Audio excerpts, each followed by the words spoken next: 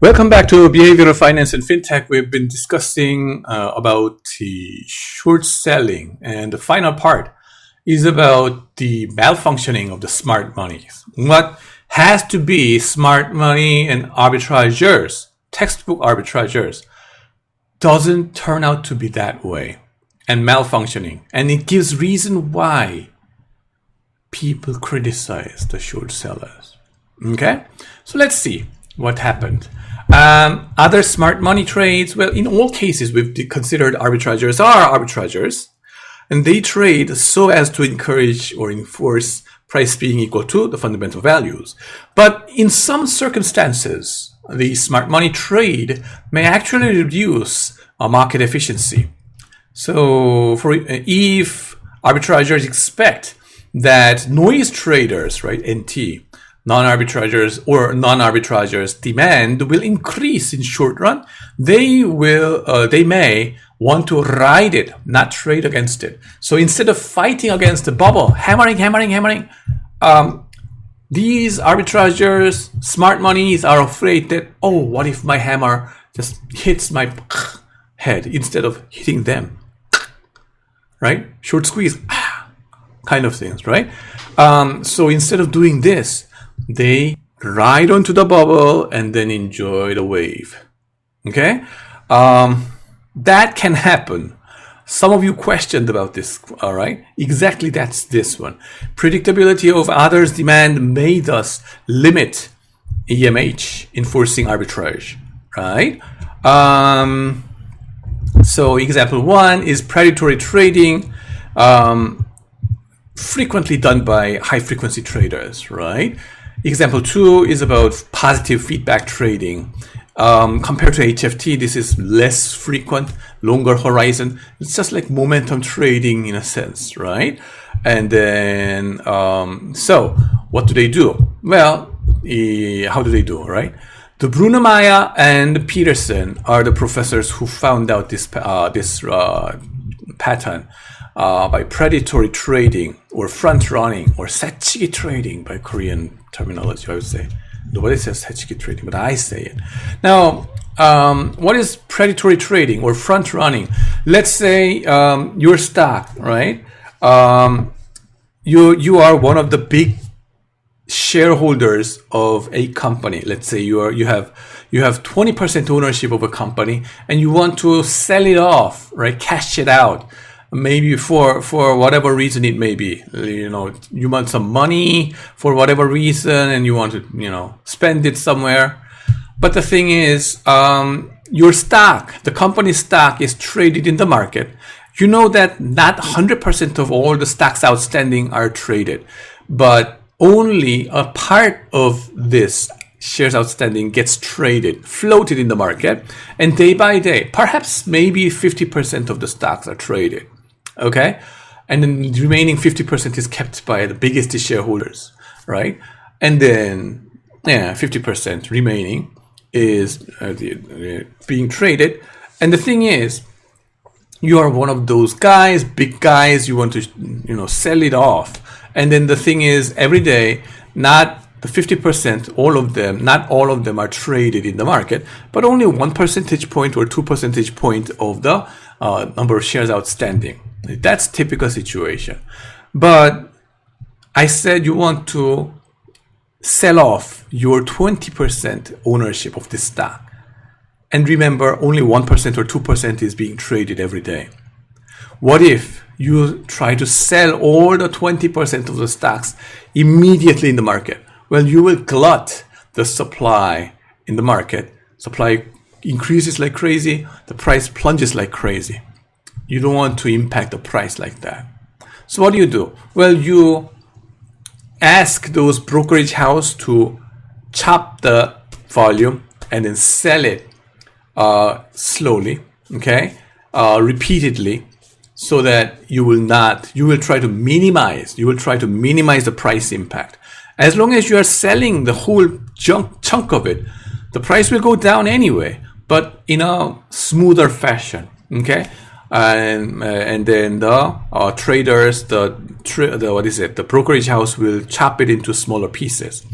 The thing is, there are many predatory or hedge funds that are identifying your kind of big guys, buying or selling off, okay, immediately. Now, even though it takes place over a couple of days, they're going to use all those algorithmic trading mechanism so that they will identify you. Oh, somebody's selling big chunk repeatedly.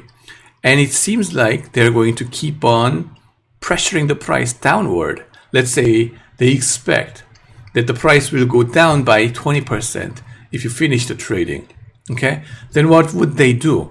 Well, they will be like piranhas, right?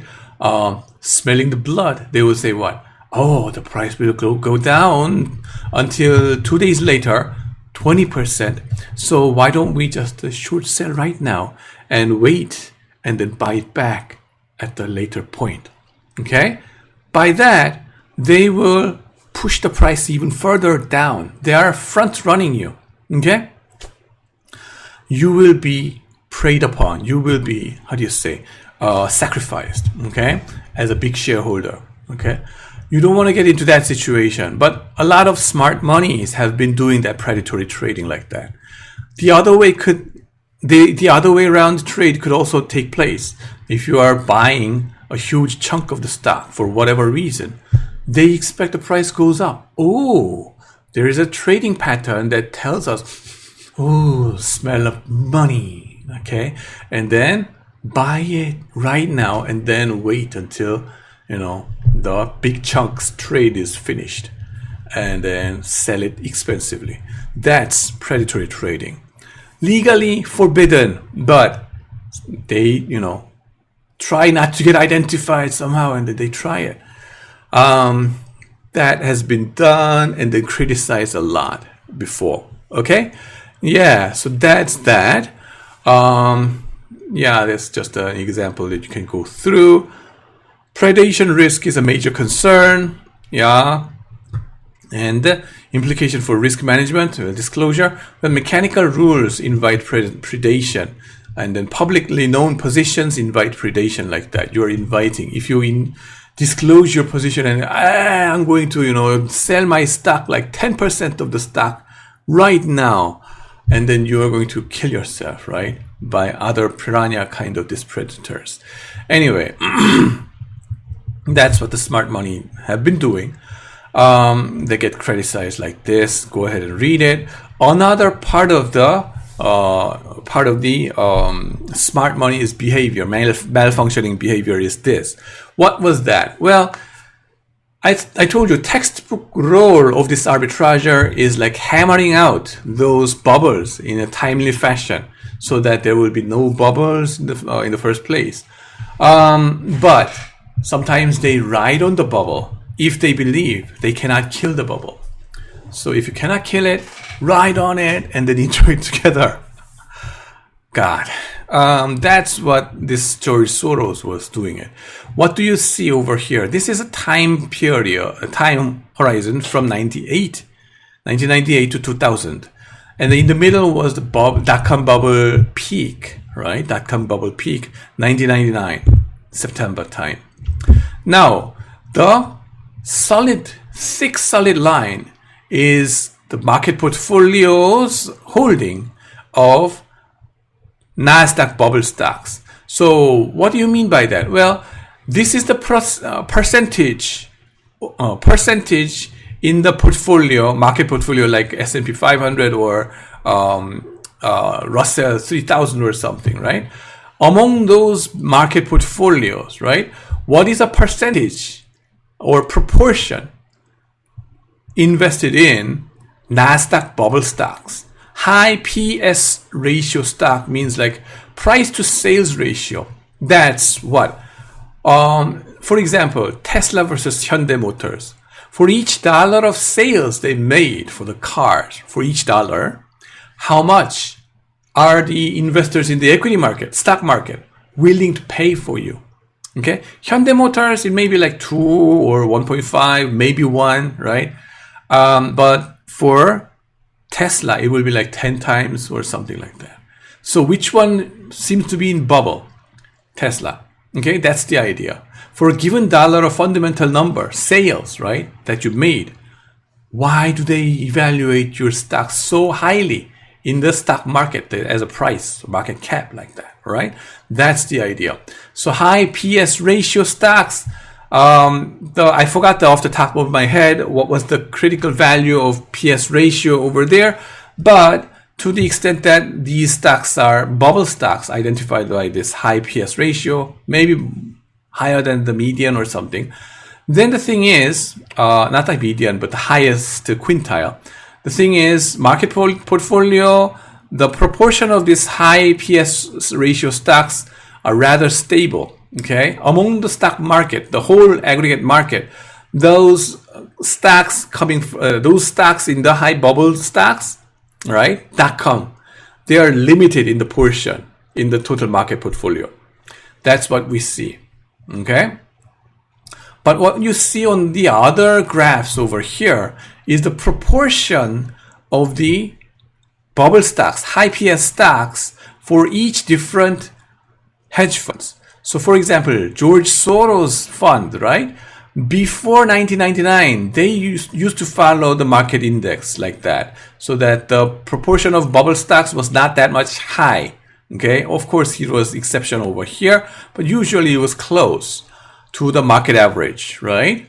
To the extent that market portfolio holds about 15% of their asset invested in the bubble stocks, well, Soros fund was doing similar things, right? 15% or something.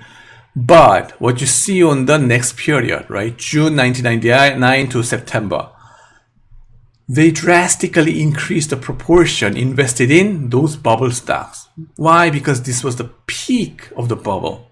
So instead of trying to kill the bubble, they rode onto this wave. Okay. And then subsequently, after the burst of the bubble, they gradually sold it off. Okay. That's what you see over here, George Soros, how they make money. Zweig Dimena is another one that were doing it just like him, but other funds as well, right?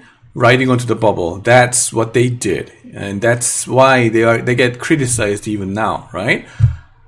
But this picture shows another story as well. If you look at Tiger Fund, right?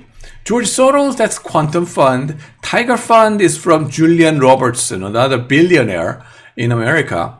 And then they fought against this bubble. So that they tried to, short sell those bubble stocks so that the ownership was minimal, right? Upon these bubble stocks, almost to zero. The thing is, the price even went up higher. Guess what happened to this fund? They went belly up or busted. Basically, they were like, I'm screwed, bye-bye. And then,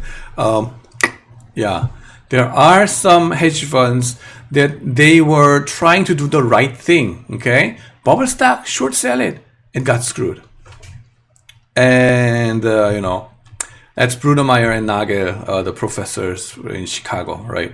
And then this guy is in Princeton, by the way. And then, so textbook arbitrageurs, right? We may picture them just like Avengers who are doing just the right things about the capital market to realize the EMH. But in reality, okay, it's difficult to kill the bubbles. Hammering out, well, you get hit in your head first, right? That you don't want that kind of situation, right? So what do? You just become like a Venom, and then you have to feed your family and yourself, right? So that's why they join the bubble, like the George Soros, like that.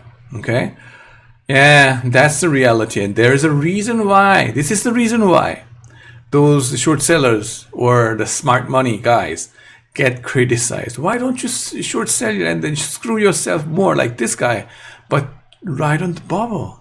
Okay, they get criticized like that. What's the consequence? Well, the world is an endless chain of bubbles and crashes, and then the greed is endless, and then people do the same mistake again and again and again. Yeah. So that's that.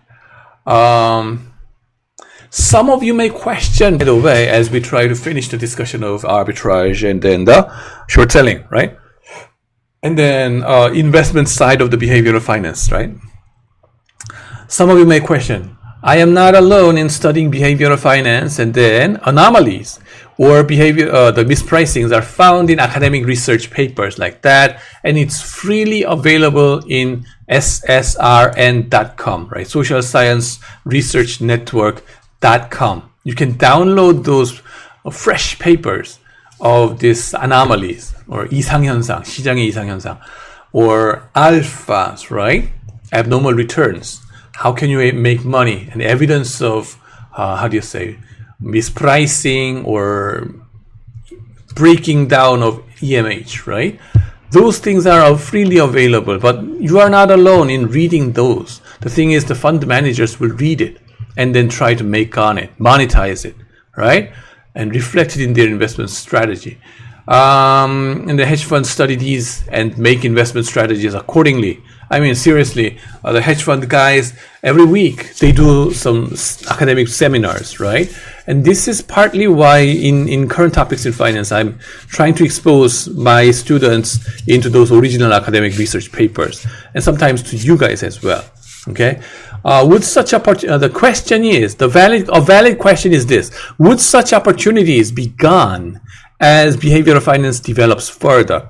The behavioral finance researchers identify those anomalies and money-making opportunities. The thing is, wouldn't that activate us, you and me, to make money using that paper, right? The findings in that paper. What's the consequence? Well, the profit-taking opportunity used to be there before the publication, but it depletes over time, okay? And then the anomalies may go away, disappear, right? Subsequently. If so, why study behavioral finance? And some of you may say, why study behavioral finance? In the end, it's gonna get efficient in the long run, right? You're right, partly. And then, to the extent that the market will get efficient in the long run because of the behavioral finance research, why don't we just buy index fund and follow the market passively? You may even question like this. Yeah, that's a valid concern. And then there came McLean and Pontiff. Those were testing this idea.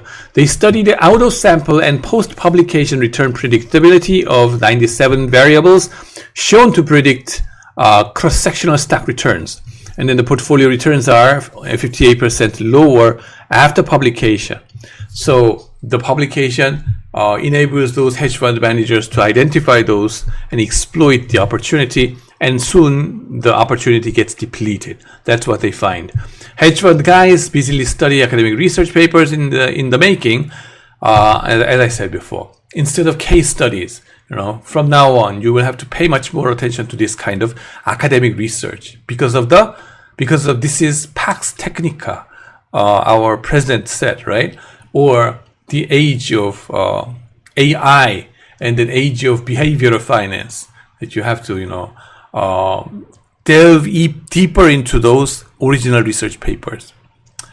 On the other hand,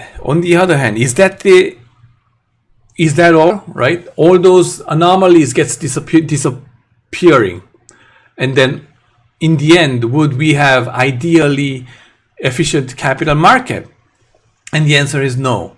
Okay, we still have a chance to have a new anomaly depending on the market environment. Can we still make money by applying behavioral finance? Some anomalies start to appear. Isn't the anomalies something that have been pre-existent from time immemorial, and then it gets disappeared only as we do behavioral finance research and publish it to hedge fund managers? It doesn't seem like that way. Okay, some anomalies get started. Socially responsible investing is a good example. For example, these days we have a lot of sovereign wealth funds from all different countries, and then asset managers, especially from Europe, EU, right?